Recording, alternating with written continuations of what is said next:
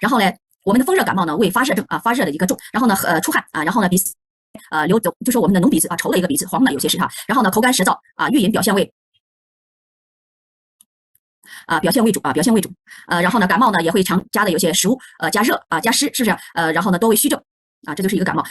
我们暑热感冒多为盛夏啊，这些都是一些理论上的东西，大家可以说不用去知道太多就可以了啊。热象突出为主，然后呢，暑热感冒多为夏天，对吧？然后肢体的一个酸重啊、疼痛啊，然后呢为特征，然后呢虚症感冒呢为身体的一个虚弱，有些人呢会每个月感冒个1、2次啊，恶风的怕冷，然后呢肢体的一个柔软没有力气啊，这就是咱们的一个就是临床上的一些表现啊，临床上。一些表现，感冒本身的症状呢，然后呢，较轻，愈后呢，然后呢，容易较好。但是呢，有些患感冒之后呢，身体免疫力下降了，容易引起什么鼻窦炎、中耳炎，然后呢，包括喉炎、支气管炎，包括肺炎等一些疾病，是不是这样子？有些感冒以后，哎，鼻子开始出问题了，对不对？耳朵上呢，对不对？包括一些咽喉上的一些问题，还有一些支气管上的一些问题，是不是这样子？都会出现的啊，都会出现的。外治呢，就是说我们有些是就是说可以选择早期的预防感冒啊，消除一些临床的一些症状。咱们这个药呢，就是针对您的流行性感冒啊，病毒性感冒。如果你感冒感觉有症状了，立马干啥？立马吃药，立马外用药，是这样子的。比如说我这个人，我觉得我感冒了，我立马开始。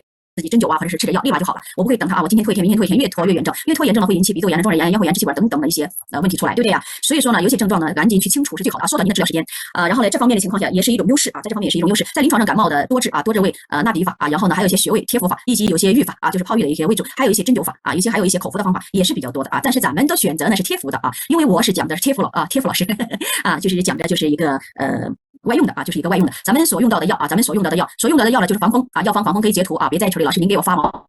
我没看，因为这个回放只有3天的时间啊，到明天晚上就没有了啊，过了就过了啊，您过了我也没有了啊，我也没有了，给大家去讲了啊。然后呢，连翘各40克，知道各是什么样子？就是防风40克，连翘40个克，就是分别，就是每味药的意思啊，就是每味药的意思，分别的意思，是不是啊？所以说呢，桑叶，有些人会说，老师是用白桑叶呢，还是用黑桑叶呀？哎呦我的妈呀！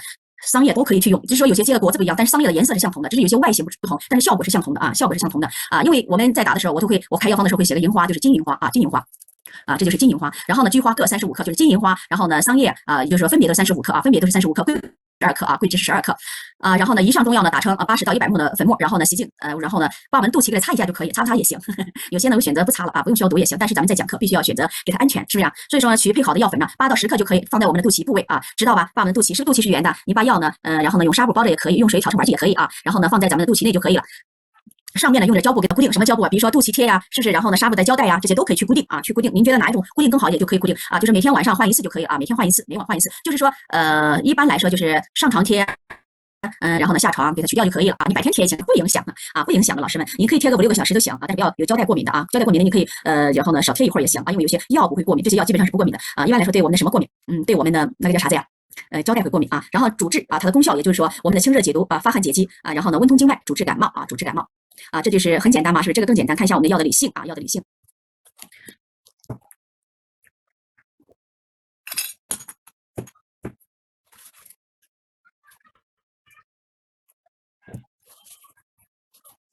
这是药的理性啊，这就是我们的金银花呀，是不是？还有我们的桂枝呀，这就是我们的桑叶啊，金银花是不是啊？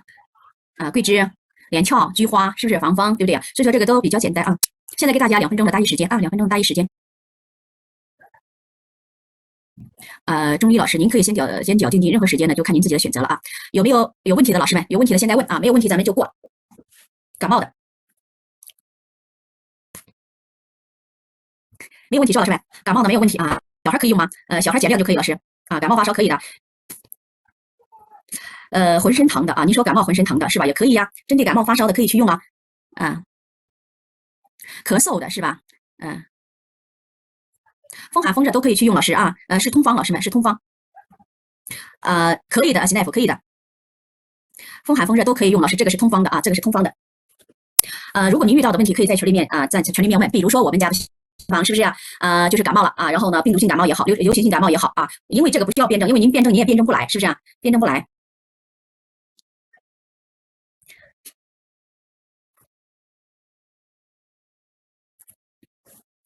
咳嗽的哈，咳嗽的也可以去用啊。咳嗽的，你比如说你可以用生的芝麻油，然后呢切一把姜丝给它去炸啊，然后呢放在芝麻油里面去炸，炸好以后呢把姜丝捞出来，放点什么呀？放点打一个鸡蛋或者2个鸡蛋进去，这两三天就没事了，治疗咳嗽。小偏方很好用的啊，我们家平常我们就会用一些小偏方啊，可以的，流感也可以的啊。老师刚才咳嗽的我说过啊，小孩感冒发烧的您可以啊，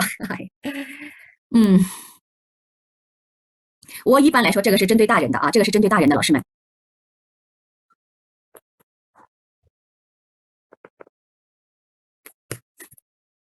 刚才给大家说的有咳嗽的方法，大家可以回看啊，大家可以回看。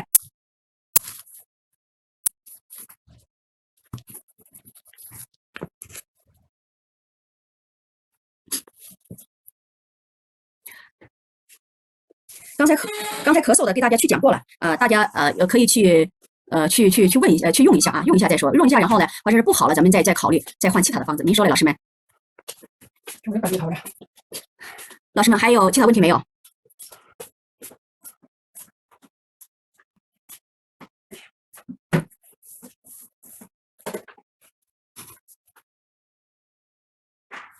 咳嗽的，您可以刚才我说那咳嗽的小偏方，可以用我们的外敷方一起用啊，那个很不错的呀，别小看呀，那个很不错。是。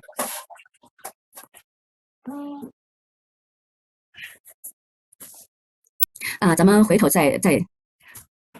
回头您都可以说是再回看老师啊，再回看。小儿发烧这个是针对大人的啊，这个针对大人。你看小儿如果高烧不退的是吧？绿豆啊，是不是？你把生的绿豆啊打成粉，然后呢加蛋清，是不是调服？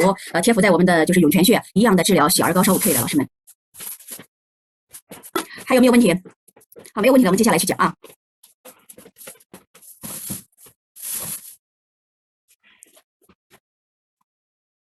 小儿高烧的，刚才我给大家去讲了啊，对绿豆，对绿豆打成粉就是50克绿豆就可以了，50克绿豆可以打成粉，然后加蛋清啊，一定是蛋清，蛋清是凉性的啊，然后嘞咱们可以什么呀贴服咱们的。